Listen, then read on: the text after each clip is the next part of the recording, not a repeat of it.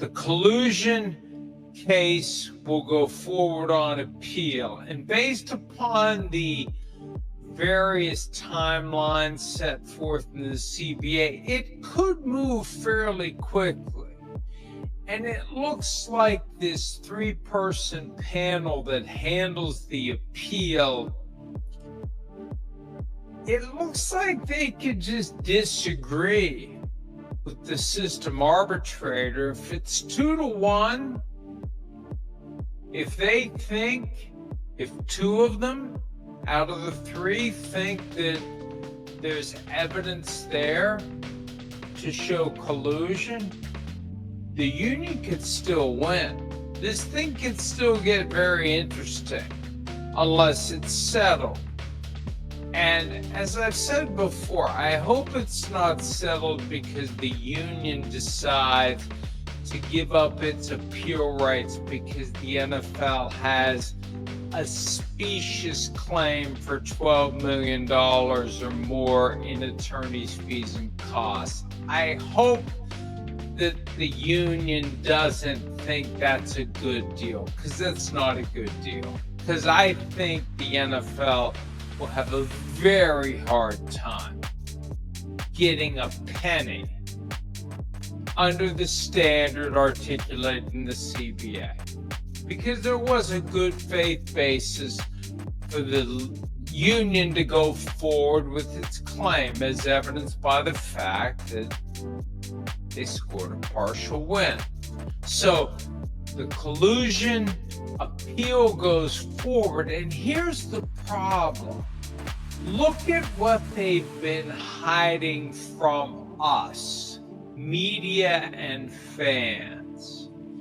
If they strike a deal to resolve the collusion grievance on appeal, will we even know about it? Will there be another episode of Pablo Torre Finds Out at some point in the future where we report on what ultimately happened, because they've got no mechanism in place where they will necessarily tell us that this has been settled? And they've got the ultimate array of 272 bright, shiny objects coming up, starting soon, 7 weeks from today.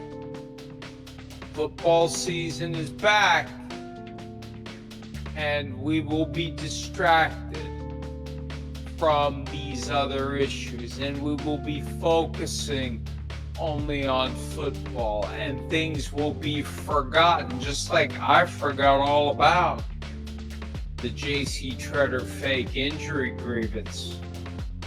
We had written about it multiple times. I'd forgotten all about it until a person pointed out to me, hey, this may be one of the reasons why the NFL and the NFL-PA had this deal to keep things quiet. Okay, one last thing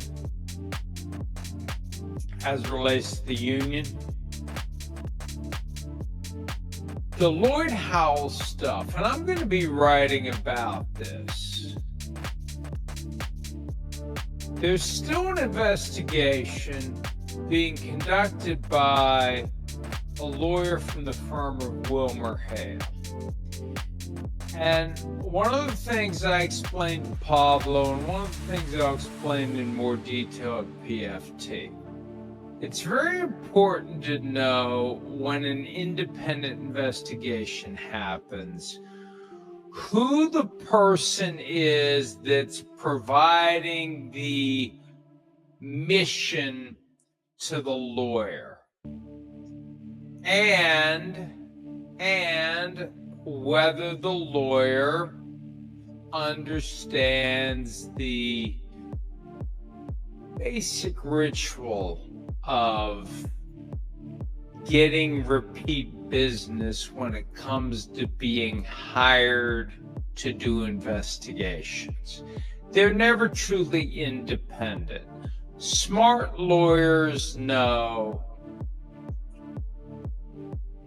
how to pick up on what the person hiring them to do the investigation would like the outcome of the investigation to be. And I'm not suggesting that you fabricate evidence. I'm not suggesting that you lie or you commit fraud. All I'm saying is there's a lot of different ways that facts can go. There's a lot of different interpretations of the evidence.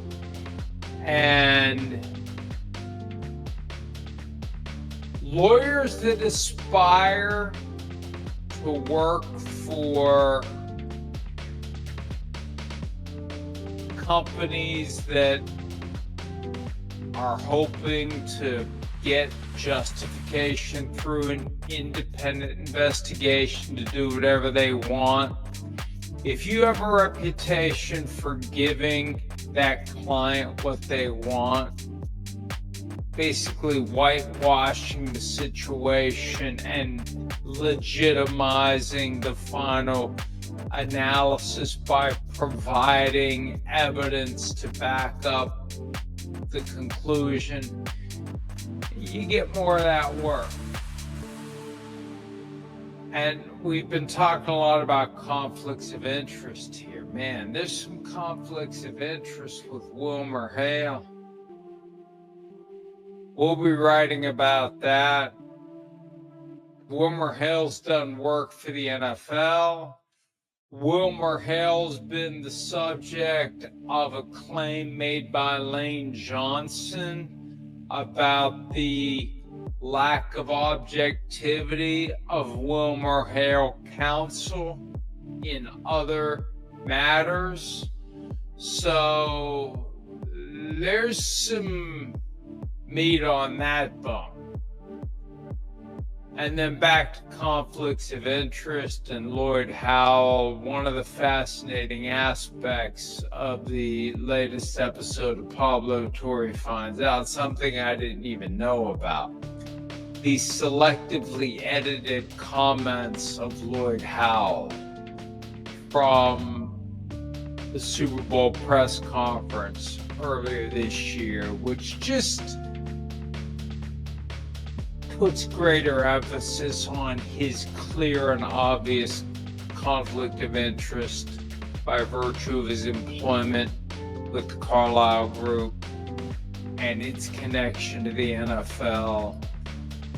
And the editing of his comments would suggest that they're trying to keep people from connecting those dots and asking questions and possibly spurring action, like Lloyd Howell immediately being expected to give up his side gig with the Carlyle Group, and or this entire episode greasing the skids for Howell to be out of a job. Hi, it's Mike Florio. Thanks for watching PFT on YouTube. Hit subscribe for the latest news and analysis from Pro Football Talk.